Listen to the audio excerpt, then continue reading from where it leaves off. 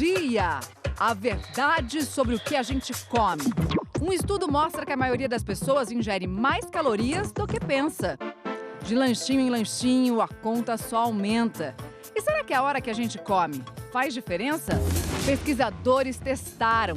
Você vai saber, no café da manhã ou no jantar? Quando o corpo está mais preparado para consumir mais energia?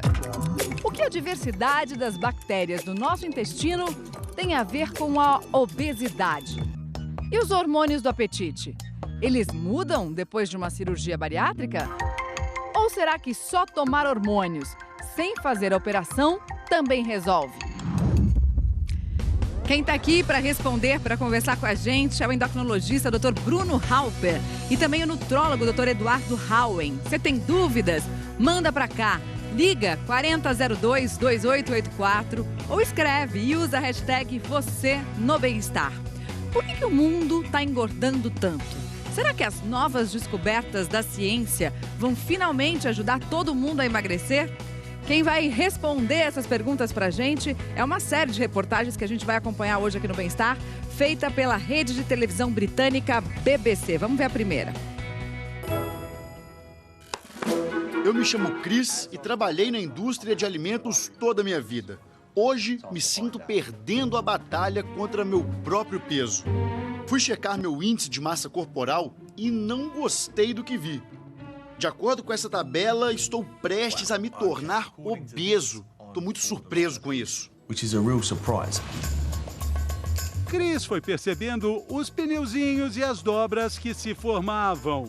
Mas agora ele pode encarar o corpo por dentro. Essas manchas cor-de-rosa que aparecem nesses exames de imagem mostram a gordura que se acumula na barriga, que é chamada gordura visceral, que faz muito mal à saúde.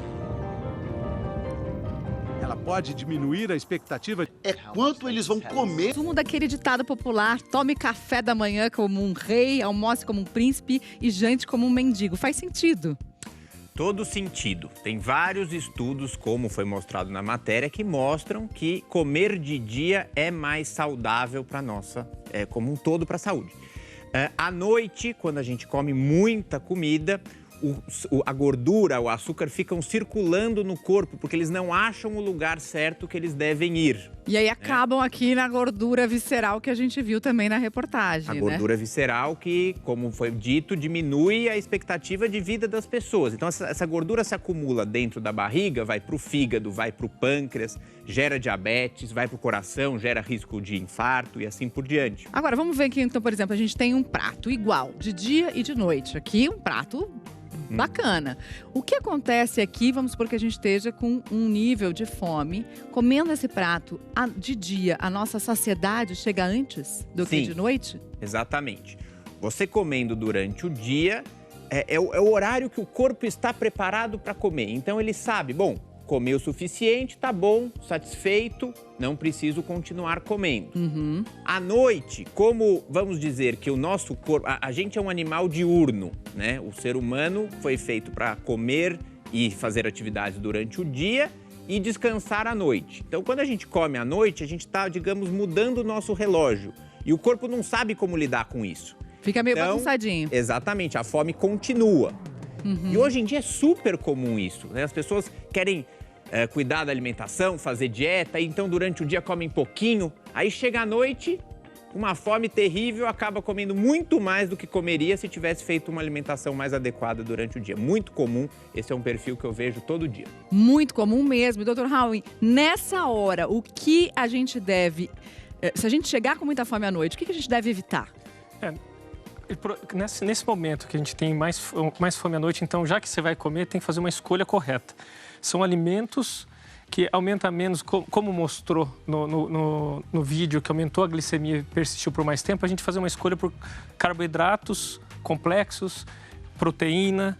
Por exemplo, à noite você usar as frutas, saladas, legumes, usar carboidratos também, só que fazer uma escolha por carboidratos complexos, que o pão integral, o arroz integral, a batata doce e feijão, lentilha. Então, todos os alimentos que não faz esse aumento hormonal noturno.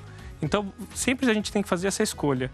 Por exemplo, evitar sempre os carboidratos simples. Por exemplo, o pão normal, o chocolate, farinhas, açúcar. E é justamente a hora que dá vontade de comer tudo isso. E é a hora que você quer comer essas coisas. Então a gente tem que fazer o quê? Pensar durante o dia inteiro já fazer uma alimentação mais adequada para chegar nesse horário noturno, a gente comer menos e comer coisas que evite esse aumento hormonal. A gente vai falando em hormônios, a gente vai ver mais uma reportagem agora da BBC. Bom, primeira coisa a ser esclarecida é que ainda não existe pílula mágica, não existe pílula da bariátrica, mas em estudo, isso poderia significar algo interessante, né, doutor Bruno? Porque a gente vai ver aqui que os hormônios, de fato, têm muita importância depois que a cirurgia bariátrica é feita, né? Muda a produção, né? Vamos dar uma olhada. Sim, muita gente vê a cirurgia que você opera o estômago, então você tem a mesma fome que você tinha, você só não consegue comer. Mas não é isso que acontece, porque muda um monte de coisa. Quando você tem o intestino passa a vir para cá, essa região do intestino começa a produzir estes hormônios, GLP-1 e PYY. Esses são hormônios que tiram o apetite, aumentam a saciedade. Então você come um pouquinho e fica satisfeito. Né? Então é como se você estivesse operando a cabeça também, porque muda a sua fome. Não é uma questão simplesmente tenho pouco estômago, então eu quero comer, não consigo. Se fosse isso, a qualidade de vida de quem faz cirurgia seria horrorosa. Péssima. E a gente vê na prática que melhora. E uma outra coisa que acontece é um hormônio que é produzido no estômago e que dá fome, diminui muito depois da cirurgia, então mais uma razão para a fome cair. Então essa mudança destes hormônios, são apenas alguns aqui, é uma sopa de letrinhas, né? Mas só para a gente entender que realmente muita coisa acontece na cirurgia, esses hormônios vão para o cérebro e o nosso hipotálamo, que é uma região pequenininha do cérebro que controla a nossa fome, recebe a informação e fala, chega de comer. E é por isso que a cirurgia bariátrica é tão efetiva em reduzir peso no médio e longo prazo, né? Lógico, tem algumas pessoas que não vão tão bem com a cirurgia, mas na média se perde e se consegue manter muito peso. Se a gente conseguir, e já existem estudos para daqui a alguns anos, medicações que façam esse mesmo papel, pode ser que realmente a gente diminua o número de cirurgia no futuro. Ou seja, na verdade a cirurgia não é só algo que restringe o tamanho, algo físico, ele também muda a absorção da comida, né? Muda a absorção, muda a percepção da comida e, digo mais, muda o gosto. As pessoas passam muitas vezes a gostar de alimentos mais saudáveis que elas não gostavam antes da cirurgia, né? A gente pensa em, muitas vezes, o gordinho, ele gosta de comer muita caloria. É muito mais complexo do que isso, né? Obesidade é uma doença que tem um aspecto genético, tem um aspecto ambiental, não é uma questão de força de vontade, é muito difícil emagrecer e a cirurgia oferece uma possibilidade de mudar os hormônios do corpo e mudar como essa informação chega no cérebro de tal maneira que facilita e melhora a qualidade de vida de muita gente. Tem dúvida do nosso auditório virtual? Ale, quer saber? É melhor fazer uma dieta com mais proteínas? Ale, vamos falar sobre as proteínas então? Porque a gente estava falando da mudança no mecanismo da fome. Sem hormônio, as proteínas podem ajudar a gente a ter menos fome ao longo do dia, não é isso, Dr. Howen? Exatamente. Uma estratégia, antes de pensar em remédio e antes de pensar em uma cirurgia, nós podemos fazer o quê? Uma alimentação... Com os alimentos, a gente tem uma maior saciedade. Por exemplo, quais são os alimentos que dão uma saciedade maior para nós? Sempre a proteína, em primeiro lugar, ela dá uma saciedade maior, depois as gorduras, depois os carboidratos complexos com as fibras e depois os carboidratos simples. Por isso que a gente fala evitar o açúcar, evitar a farinha, porque em pouco tempo você está com fome novamente. Então, uma estratégia não medicamentosa seria você dividir ao dia várias porções de proteína. Por exemplo, você usar num café da manhã um ovo junto com uma tapioca, qualquer forma que você use uma proteína no café da manhã. Depois, nos lanchinhos intermediários, você usar também alimentos que têm proteína, como um iogurte. Daí, durante o seu almoço, você usar os alimentos, a proteína vegetal e a proteína animal. Por exemplo, o escondidinho aqui com carne moída é um exemplo de um carboidrato complexo junto com uma carne. E depois, nos lanchinhos da tarde, você usar iogurte. Hoje existem iogurtes proteicos, que então tem mais proteína do que o iogurte comum que a gente usava antigamente, que dá mais tempo de saciedade. O único cuidado que a gente tem que ter é assim, colocar proteína emagrece? A pergunta que foi feita. Não, o que acontece é, se você come um X de alimentos e colocar mais proteína, você está comendo mais, vai engordar. Agora, se nesse X de alimentos você colocar mais proteína neles, você acaba comendo um X menor. Então, comer a proteína fracionada ao longo do dia, você acaba comendo menos no total do dia e ajuda, talvez, uma estratégia não medicamentosa para o emagrecimento. Para não ter tanta fome ao longo do dia. E ainda, a gente tem aqui uma janela de oportunidade no nosso músculo. Então, a gente tem aqui uma peça de músculo, acho que é uma panturrilha, isso. E aí, quando você coloca a proteína, o que você está fazendo aqui? Quando você... O músculo se alimenta de proteína, né? Tem alguns momentos no dia que o uso da proteína ele é melhor absorvido. Por exemplo, 1 hora antes do exercício até 2 horas depois... Quando você coloca um alimento, uma proteína na sua refeição, o organismo consegue aproveitar de uma melhor forma para uma construção muscular. E os últimos trabalhos, desde 2017, tem saído vários trabalhos nesse mesmo aspecto, que você usar a proteína na hora de dormir é uma janela de oportunidade também no ganho de massa muscular. Então, pessoas que fazem uma atividade física ou idosos que vai perdendo músculo ao longo do tempo, a proteína antes de dormir é uma estratégia muito boa, que não aumenta aqueles hormônios que nós falamos, ou aumenta menos na hora de dormir em relação a comer carboidratos. Então, a proteína na hora de dormir é uma grande ferramenta para a gente ganhar músculo, melhorar a massa óssea e também se ajudar na fome. Dica do bem-estar, então, não aumente a quantidade do lanche, mas fracione a proteína ao longo do dia para você ter menos fome. E um horário bom também é ingerir proteína à noite para ganhar mais massa muscular. Isso vai melhorar o seu gasto energético ao longo do dia. Daqui a pouco a gente vai falar sobre genética, porque genética não é tudo na questão de perda de peso. 2 irmãs gêmeas, só que uma está acima do peso e a outra não. O que aconteceu, hein? A gente vai saber já já.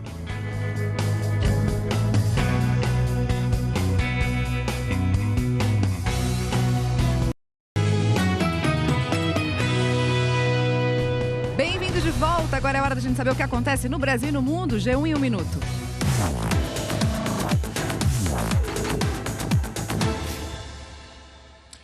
Olá, pessoal. Mais de 3.400 pessoas foram assassinadas no Brasil em agosto deste ano. O número é do Monitor da Violência, um índice criado pelo G1 que acompanha os dados de vítimas de crimes violentos mês a mês no país. Nos 8 primeiros meses do ano foram mais de 34 mil vítimas, sendo que 4 estados, Amazonas, Maranhão, Paraná e Tocantins, não divulgaram as estatísticas sobre as mortes violentas. E olha só que susto em Acari, zona norte do Rio de Janeiro. Uma bala perdida atingiu a janela da UTI neonatal de um hospital. O tiro estilhaçou o vidro, mas por sorte ninguém se machucou e a polícia agora investiga de onde partiu esse disparo. E para terminar, Enem 2018 acabou de ser divulgado o cartão de confirmação, ou seja, os candidatos já podem consultar o local de prova. No G1 a gente tem a cobertura completa, incluindo a lista com o horário do fechamento dos portões, que lembrando que é diferente em várias partes do país e que o horário de verão começa no primeiro dia de prova do Enem, dia 4 de novembro, então tem que ficar ligado, Mária. Muito ligado, né, Cauê? Obrigada pelas informações. Bom, interessante, né? Genética não é tudo. Genética não é tudo. A pesquisadora foi muito bem. Ninguém é gordinho porque quer. Existem milhões de fatores e as bactérias são um desses fatores.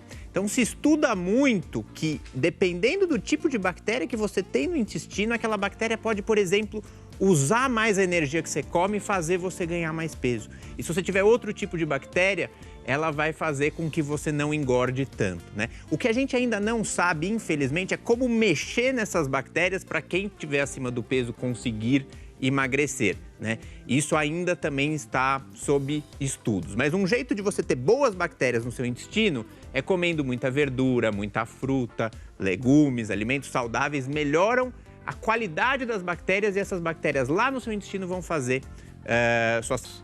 Você colocar fibras, frutas e verduras, você acaba aumentando o número de espécies de bactérias. E tem 2 tipos que a gente fala, que é a do mal e a do bem. A gente acaba selecionando mais as bactérias do bem, que ajudam, né, na perda de peso.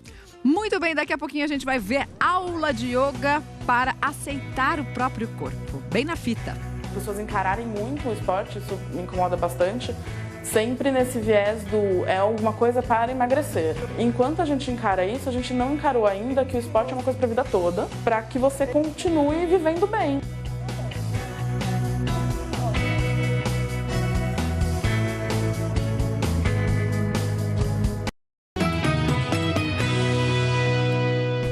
de volta ao bem-estar. A gente sabe que qualquer forma de preconceito é abominável, terrível. Agora imagina o preconceito com o próprio corpo. Hora de Nilessa Tait, bem na fita de hoje, vai mostrar a yoga para aceitação de si mesmo.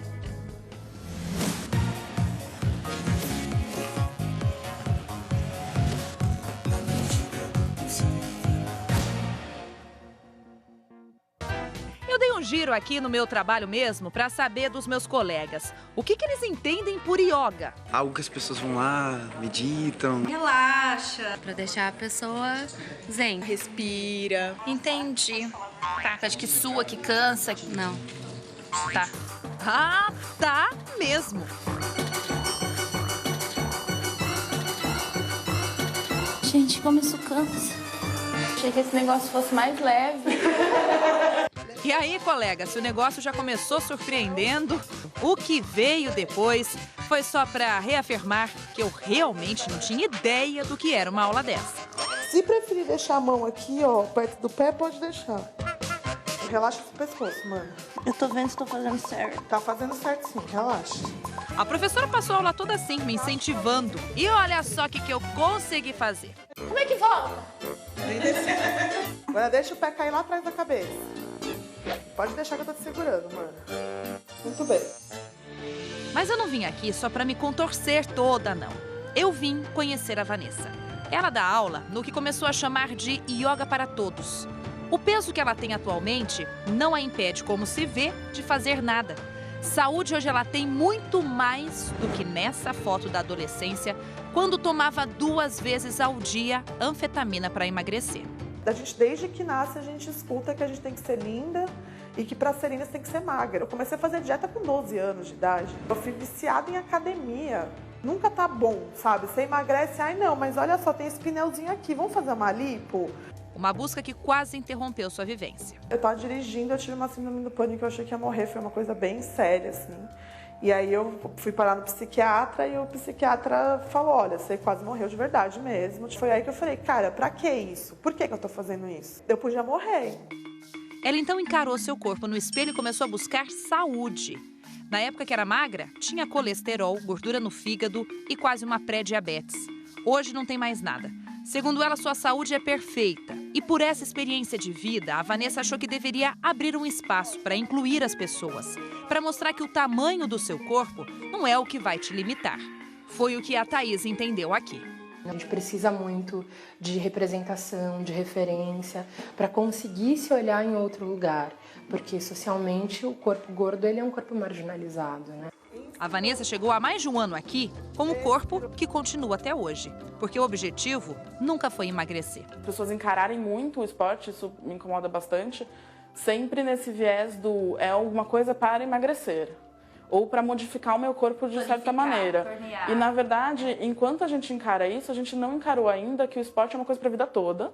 Não é tipo até você atingir determinado resultado, é para que você continue vivendo bem. As posturas aqui exigem equilíbrio, força, mas esforço mesmo foi o de Mariana, para superar a cobrança do corpo perfeito e se sentir à vontade num gesto até simples para muita gente. Eu comecei a perceber que se eu tô com calor, eu posso ficar de top num parque público, tanto quanto uma pessoa no padrão pode ficar e não tem problema. Quando você aceita seu corpo de hoje, você descobre as possibilidades para ele no hoje e decide fazer o que dá alegria e prazer. Você para de enxergar o seu corpo como algo temporário, como algo a ser modificado. O seu corpo é o que ele é. E uma vez que você aceita isso, você consegue trabalhar as possibilidades dele no que ele é agora e não em algo que será no futuro, entende?